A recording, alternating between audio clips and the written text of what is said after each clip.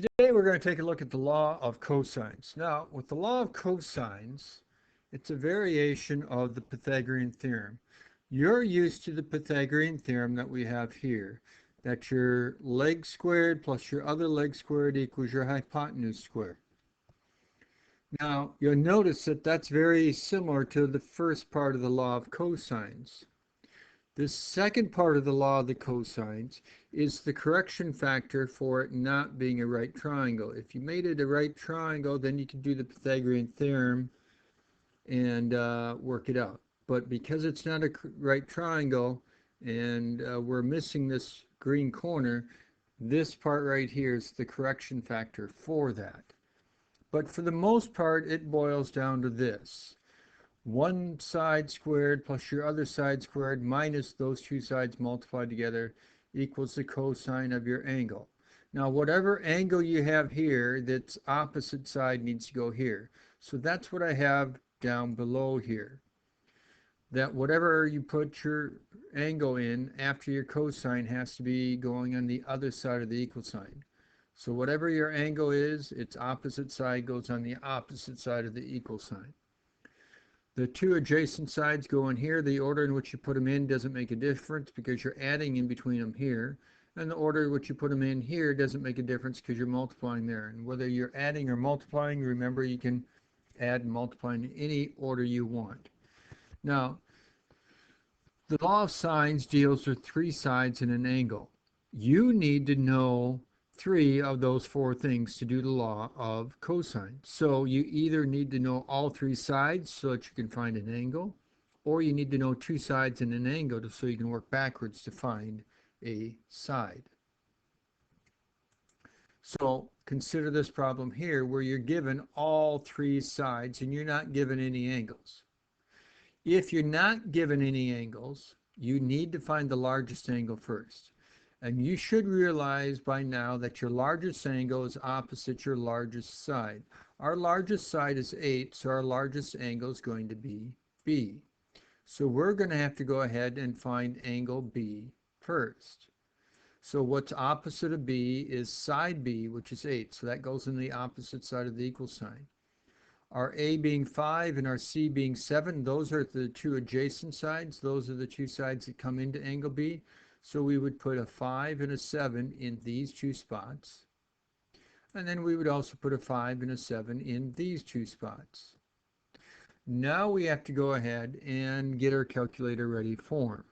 So to solve this, we would need to try to get rid of adding this and adding this. So we'd have to take this, minus this, still be equal to this. Now, I've seen some people think that they can go ahead and take and put this, and this together. We can't put 35, 49, and 70 together because this 70 that's right here, 2 times 5 times 7, is multiplied by B, cosine of B. So this minus 70 cosine of B is not like terms with these numbers in front, so you can't do that.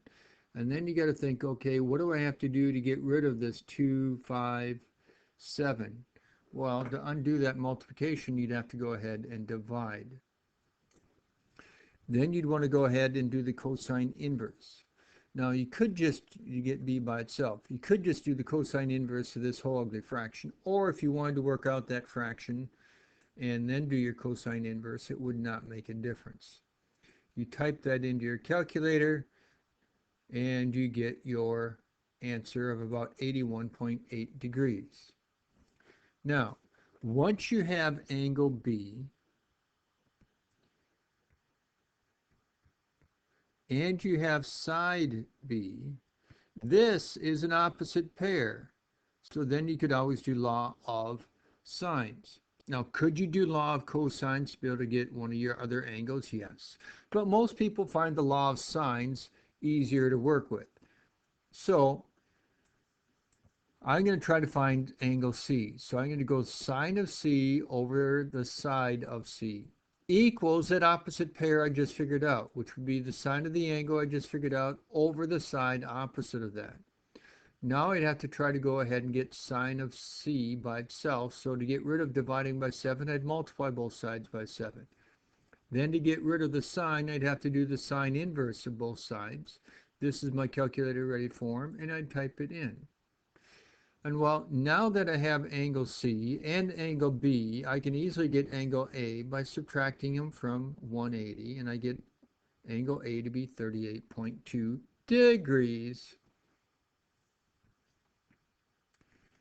Now, this was a situation where we were given all sides, and we were looking for an angle, or in this case, 3 angles. Now here, you're given a situation where you know 2 sides and an angle, and you got to find the remaining sides and angles. Well, we're given an angle. We're going to throw that into our law of cosines. Then whatever is opposite of this angle, that was angle C, so side C would be opposite of that. That's what has to go on the other side of the equal sign. So the opposite side of your angle goes on the opposite side of the equal sign. A and B are your adjacent sides, so they're going to go in here where the squareds are. And they'll go in over here. And once again, the order in which you put them in doesn't make a difference. Now we need to get our calculator ready form. Well, we have c squared equals, so to get c by itself, we just have to do the square root of both sides. This is your calculator ready form. Now, could you go ahead and work all this out on the inside and then do the square root? Yeah, but it's easier to just type it in as you see it. Now you have c. Once you have side c and you have angle c, you now have an opposite pair, so you should be able to just do law of sines. Now, whether you find side A or side B next, angle A or angle B does not make a difference.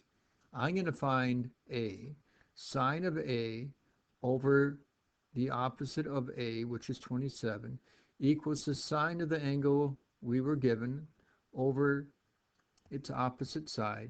Then to get A by itself, we'd have to get rid of dividing by 27, and then we'd have to get rid of our sine. So we'd want to do the sine inverse of both sides.